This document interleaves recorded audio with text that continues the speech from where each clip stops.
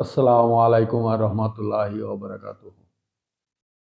সুধী দর্শক, আজ আমরা যে বিষয়টা সম্পর্কে বলবো, এই বিষয়টাও রাজনীতির বিষয়। খুব এসেনশিয়াল কিছু কথাবার্তা আর এসেনশিয়াল বক্তব্য সবারই জানা উচিত। অনেকে জানেন, আপনারা অনেকেই জানেন, তারপরেও বলছি।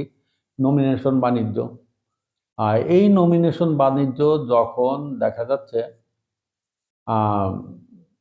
ইলেকশন এগিয়ে যায়, তখন বিভিন্ন লোকজন, যেমন সরকারি চাকরিজীবীরা, অনেকে দেখা যাচ্ছে যে যারা ফার্স্ট ক্লাস অফিসার, তারপর সচিব, এরা কি করে, এটা চাকরি 2-1 বছর থাকা অবস্থায় বা 2-3 বছর 5 বছর থাকা অবস্থায় অনেকে আছে যে যারা অবসর নিয়ে নেয়। অবসর নিয়ে তারা কি করে, তারা নির্দিষ্ট যে পাশ করতে পারে এইরকমের একটা এলাকায় তারা নমিনেশন চায় সরকারের কাছে, এই দলের কাছে। তখন দেখা যাচ্ছে যে এই সরকারি চাকরিজীবীরা, তারপরে ব্যবসায়িকরা, ফুটবল খেলোয়াড়রা, নায়িকারা, কেউ কিন্তু বসে থাকে না। তারপরে গানের শিল্পীরা, বিভিন্ন সম্প্রদায়ের লোক। আবার এমনও দেখা গেছে যে অনেক জায়গা বর্তমান এই যে এই সামনে 2026 সালের ইলেকশনের জন্য এনসিপি নামে একটা শিশু দল, তারা একজন রিকশাওয়ালাকে প্রার্থিতা ঘোষণা করেছে। ক্ষমতার স্বাদ সবাই পাইতে চায়। তদ্রূপ আপনাদের এই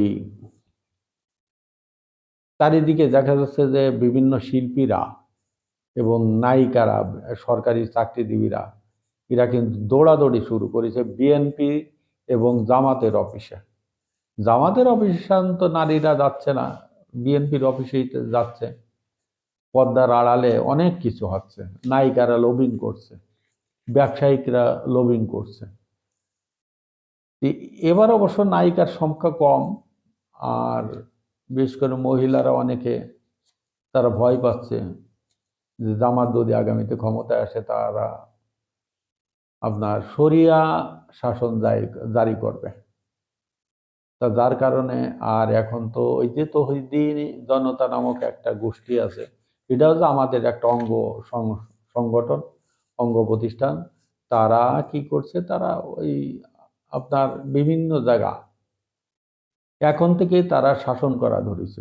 তারা অঘোষিতভাবে গভর্নর পদ্ধতি চালু করে বিভিন্ন জায়গা, এই যে মানিকগঞ্জে দেখলাম একজন শিল্পী, আপনার মহিলা, সম্ভবত গান টান গায়ে, নামটা মনে আসছে না, সে একটা ওই যে ওখানে কি একটা শিল্প সংস্কৃতির একটা অনুষ্ঠান হচ্ছিল, সে প্রাণ বাঁচানোর জন্য মই বাইয়ে উপরে থেকে নিচে নামিছে, তারপরে দৌড়। আবার কয়েকজন শিল্পীর পানির ভিতরে মানে চুবাইছে, এই অবস্থা।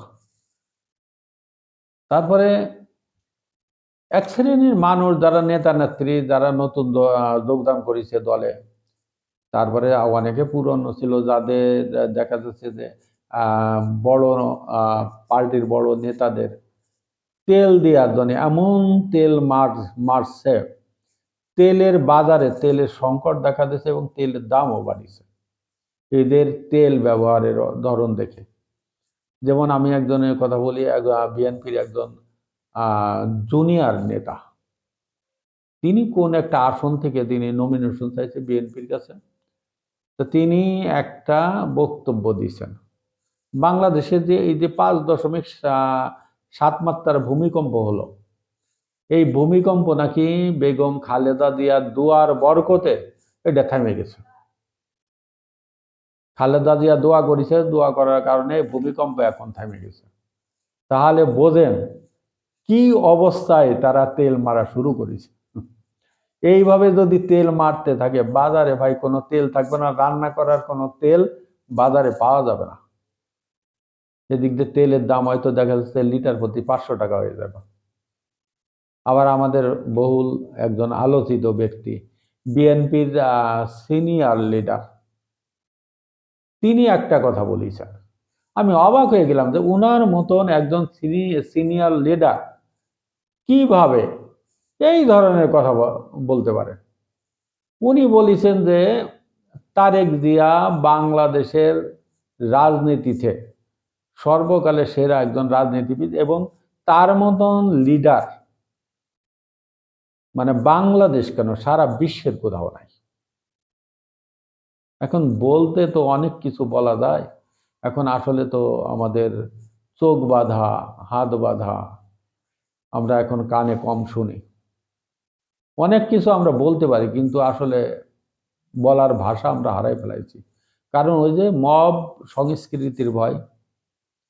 আপনি যে বাইরে রাস্তায় ঘুরতে যাবেন, বাইরে যাবেন, আপনার যে কোনো একটা দলীয় ট্যাগ দিয়ে কারোর পকেটে যদি কোনো রাজনীতিতে পাতি নেতা টেতা আছে, এদের পকেটে যদি টাকা পয়সা না থাকে, তাহলে দেখা যাচ্ছে যে মোটামুটি একজনকে ধরে বলবে যে এটা ফ্যাসিবাদের দোসর, ধরে বাস আপনার হেস্তনেস্ত করে মামলার ভয় দেখাবো, ভয় দেখায় বলবে যে এত টাকা দিলে আমরা ছেড়ে দেবো।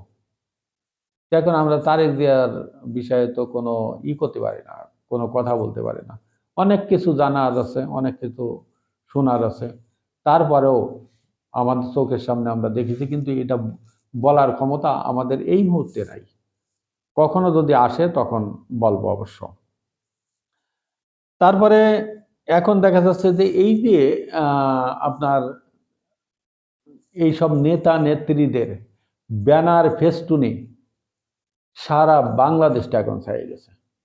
এখন মনে হচ্ছে যে সারা বাংলাদেশটা ব্যানার ফেস্টুনের দেশ। এখন এই বিষয়ে নির্বাচন কমিশন কি করছে তো জানি না। নির্বাচন কমিশনার এর আগের নির্বাচনগুলোতে আমরা দেখেছি একটা দিক নির্দেশনা দিচ্ছেন। আর নির্বাচন কমিশনের একটা রুল আছে যে একজন প্রার্থী সর্বোচ্চ 25 লক্ষ টাকা বিনিয়োগ করতে পারবে, নির্বাচনের ব্যয় করতে পারবে, নির্বাচনের কাজে ব্যয় করতে পারবে।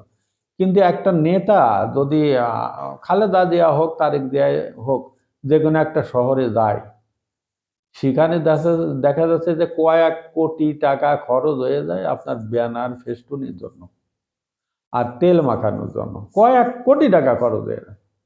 তো ওনারা কিভাবে আইনটা করেছে আমি কিছু বুঝি না। ওনারা তো এক বিখ্যাত ব্যক্তিরা, এখানে নির্বাচন কমিশনারে আছেন বিখ্যাত ব্যক্তিরা, 25 লাখ টাকা দিল কোন হিসাবে? আরে ভাই, বাংলাদেশে এই যে সংস্কার কমিশন করতে গেলে তারা চা খাইতে 84 কোটি টাকা চা খেয়ে ফেলাইছে। খালি চা আর বিস্কুট বিল হয়েছে 84 কোটি টাকা। চিন্তা করতে পারিছেন আমরা কোন দেশে আছি? আর আপনারা আইন করেছেন একজন প্রার্থী 25 লক্ষ টাকা ব্যয় করতে পারবো। এটা ঠিক না। এখনো সময় আছে, আপনারা এটা বসে একটা মীমাংসায় আসেন এবং একটা নতুন একটা নিয়ম করেন। এখন সুধী দর্শক, আজকের মতন এখানেই মানে শেষ করছি। আমাকে এগিয়ে যাওয়ার জন্য আপনারা সাবস্ক্রাইব করে মানে আমাকে এগিয়ে যাওয়ার তৌফিক দান করবেন।